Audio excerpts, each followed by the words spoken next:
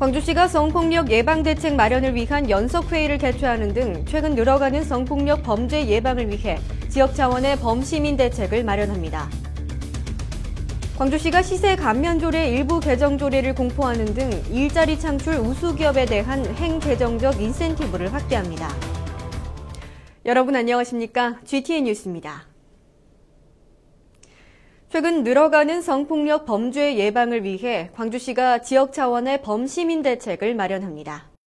광주시는 지난 15일 경찰청과 교육청 등 유관기관과 시민사회단체 대표 등 52명이 참석한 가운데 성폭력 예방 대책 마련을 위한 연석회의를 열고 문제 해결을 위한 공동 대응 방안을 협의했습니다. 또한 광주지방경찰청은 범죄 취약지역 순찰을 위한 620명의 우리 동네 지킴이 순찰대를 구성하고 범죄 취약지역 886개소에 방범등 설치를 건의하는 등 유관기관과 관련 단체의 협조를 요청했습니다. 광주시는 전국 최초로 민관이 총망라된 성폭력 추방시민협의회를 구성해 운영할 계획이며 각계각층의 제안을 시정에 반영해 실효성 있는 대책을 시행할 예정입니다. 광주시가 일자리 창출 우수기업에 대한 행재정적 인센티브를 확대합니다. 광주시는 지난 15일 고용 우수기업 인증을 받은 중소기업이 해당 사업용 부동산을 취득할 경우 취득세 면제 혜택을 받을 수 있도록 하기 위해 시세 감면조례 일부 개정 조례를 공포했습니다.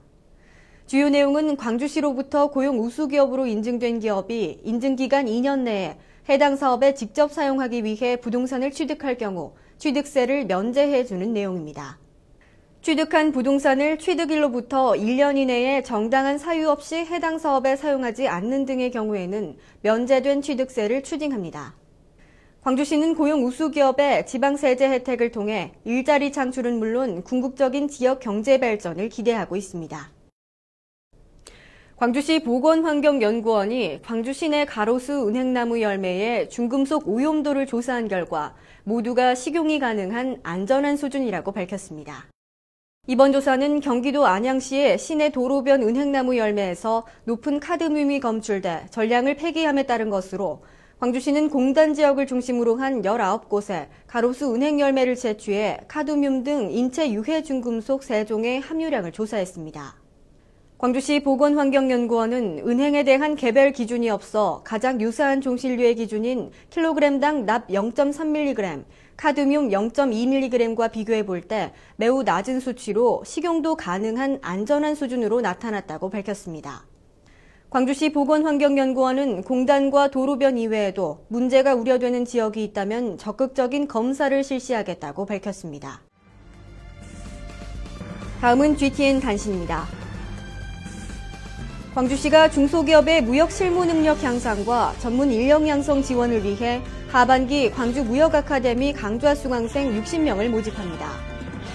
이번 강좌는 대금 결제와 전자무역, FTA 활용, 무역 영어 등으로 구성되며 국내 최고의 강사진이 매일 4시간씩 총 60시간을 편성해 실무 위주로 진행됩니다.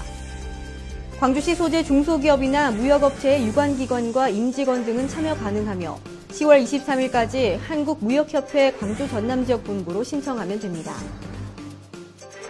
광주 출신 세계적인 음악가 정일성을 통해 세계와 소통하고자 하는 페스티벌 오광주 정일성 축제가 10월 25일부터 28일까지 개최됩니다.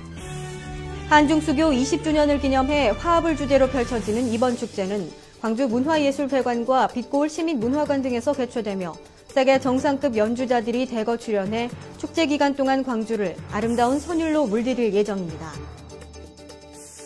광주시가 전국의 지적 전산 시스템을 활용해 조상이나 본인 명의 토지를 찾아주는 사업인 조상 땅 찾아주기 사업을 추진하고 있습니다. 열람을 원하는 시민은 재적등본이나 기본증명서, 가족관계 등록부, 신분증 등을 지참하고 시청이나 가까운 구청을 방문하면 됩니다. 1960년 1월 1일 이전 사망한 조상의 토지는 호주 승계자만 열람할 수 있고 이후 사망의 경우에는 배우자와 자녀도 열람할 수 있습니다. 이상으로 GTN 뉴스를 마칩니다. 시청해주신 여러분 고맙습니다.